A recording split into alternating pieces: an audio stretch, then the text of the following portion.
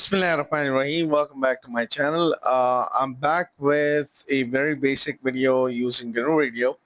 And one of the coolest signal that we have in signals is actually a sync function, which actually doesn't exist, or you can just call it an aperiodic signal. Generally, we call it a sync function. So we're going to look at how I can generate this signal and how we can explore the Fourier transform of that particular signal using GNU Radio. It's quite simple, so it's just one of those basic videos related to understanding signals and things like that.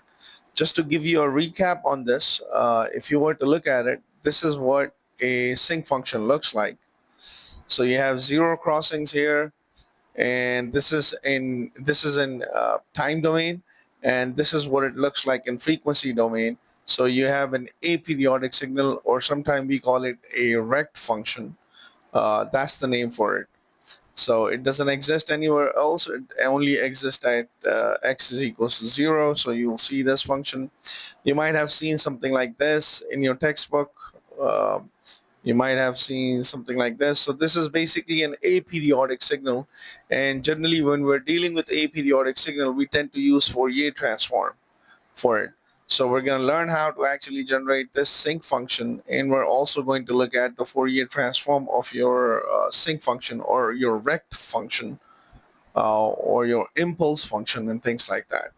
So for that, you need GNU Radio, and in order for you to use GNU Radio, a couple of things that you need. First of all, a variable block. So this is by default. As soon as you open up any flow graph, you will see this. So when you click on a new flow graph, you will see a samp rate. You can always change this samp rate to anything else. So I'm going to leave this at 32,000 samples. Made a video on this as well, so I'm going to leave this, and I'm going to leave a link to it. You need since we are making a sync function, you need to import. So this import will be available here as well. So Command F, simply type in import, and you will see this.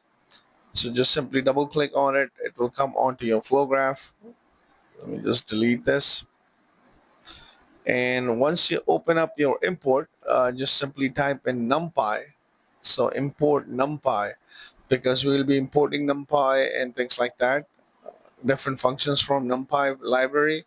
So just simply click on numpy and go to then you need a vector source. So just simply Command F, go to vector source, type in your vector source, and vector source will be available to you as well. So this vector source will be here somewhere, right here under miscellaneous. And you need a variable block. We're just going to call it a variable block. Now, in order for me to generate a sync function, I need to define array range and numpy. So just simply type in numpy dot array range, A for array, R for range. Range, just simply type in array range, and this array range is going to be from -512 all the way up to 512. Why from -512 all the way up to 512? Because of this FFT size that we're using, that is 1024. All right, because of this FFT size that we're using in our flow graph, is 1024. So that's why it's from -50 to 512. So our error range is going to be from 512, -512, all the way up to 512. And then we're going to divide this by 32. So when I divide this by 32, you're gonna, with using this particular function, you're gonna see your sync function that is going to last for 32 milliseconds. And in between your zero crossings, you will see a gap of about 1 millisecond. So I'm going to go over this. So once you have this, let's call this variable to be a value or val, and that is going from 500 -512 all the way up to 512 divided by 32. As you can just like move your cursor, you can see these values going from -15 all the way up to different ranges, and it's going to last for 32 milliseconds. Once you have this variable defined, just simply go to your vector source, and under vector source right here, just simply type in numpy.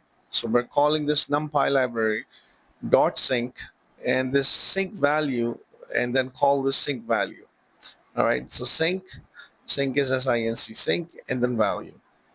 Value is going to be this variable that you have just defined using a NumPy array range. Next thing, you need a throttle block. Since we're just only simulating our signal, you need a throttle block. You need a time sync, and you need a frequency sync to actually visualize your signal. That's all you need to do if you want to do a simple sync function, which you guys have already seen here. Let me just this function that we want to do. So once you have this, just hit your flow graph, save this flow graph, and then just hit play. And here you go. You have your beautiful sync function in time domain that exactly look like a signal from your textbook, which looks something like this. And you will see in frequency domain, it looks like a rect function. So we're going to actually look at this. So when you take a rect function and you take a Fourier transform of this, so when you take a rect function, you take a Fourier transform of this, you will get a sync function. And when you take an inverse Fourier transform of this, when you take a sync function, it will give you the rect function, and back and forth. This is exactly what we are observing here in this. So if you were to look at your rect function, if you were to look at your sync function, now if you were to look at your sync function, I told you this sync will last for 32 milliseconds, and at every zero crossing, this is actually 1 millisecond apart. So this is 16, so this is going to be 15, then this is going to be 14, and 12, 13, and 12, and 11, and so on and so forth. Now when you start from here, this is going from 0 milliseconds all the way up to 32 milliseconds. This is how your pulse is going to last, and you will have a maxima at about 16 milliseconds. Now if you were to look at this function in a frequency domain, this is what it looks like. It looks like a rect function. If you were to look at this function, this looks like a rect function that is going like in a square rect function or a aperiodic signal. So generally these signals don't exist in real world. They do. Let me take my words back. But they do. But in textbook, we tend to generate this because this function, as the function itself, it only exists when x is equals to 0.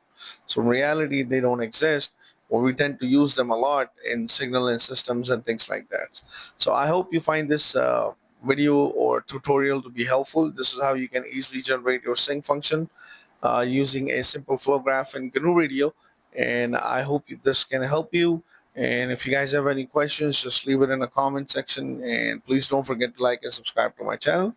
And thanks for watching.